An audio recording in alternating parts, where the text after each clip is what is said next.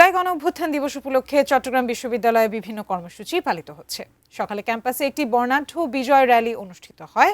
বিশ্ববিদ্যালয়ের 0 পয়েন্ট থেকে বিস্তারিত জানিয়েছেন প্রতিনিধি মনিরুল ইসলাম পারভেজ। সারা দেশের মতো চট্টগ্রামেও জুলাই গণঅভ্যুত্থান দিবস পালিত হচ্ছে। আমরা দেখেছি সকালে নানান কর্মসূচির মাধ্যমে চট্টগ্রাম জেলা প্রশাসনও করেছে।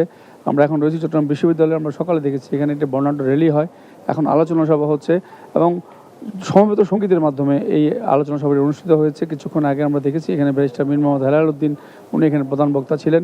সব মিলে আসলে যে বর্ণাঢ্য আয়োজন, যে জুলাই যে স্মৃতিতে মানুষের তার হৃদয়ের মধ্যে মানুষের নাড়া দিয়েছে, অনেকে আহত হয়েছে, অনেকে নিহত হয়েছে, সবাইকে আসলে শ্রদ্ধা ভরে স্মরণ করছে চট্টগ্রাম এবং চট্টগ্রাম সহ সারা দেশ যেভাবে স্মরণ করছে, চট্টগ্রামও ঠিক একই অবস্থা, নানান কর্মসূচি নিয়েছে। তবে আমরা দেখেছি আলোচনা সভার মাধ্যমে সবার একটি কথা, যে যারা নিহত হয়েছেন তাদের যে আত্মত্যাগ সেটি যাতে বৃথা না হয়, সেভাবে নতুনভাবে যাতে বাংলাদেশ যাতে নতুনভাবে উজ্জীবিত হয়ে আবার এগিয়ে যেতে পারে, সে ধরনের প্রত্যয় সবাই ব্যক্ত করেছেন। তবে চট্টগ্রাম বিশ্ববিদ্যালয়ে যে একটি বর্ণাঢ্য আয়োজন ছিল, যেটা বলছিলাম, সকালে র্যালি হয়েছে, এখন আলোচনা সভা হচ্ছে। এছাড়া নানান কর্মসূচির মাধ্যমে চট্টগ্রামে সারা দিনব্যাপী এই দিবসটি কিন্তু পালিত হচ্ছে।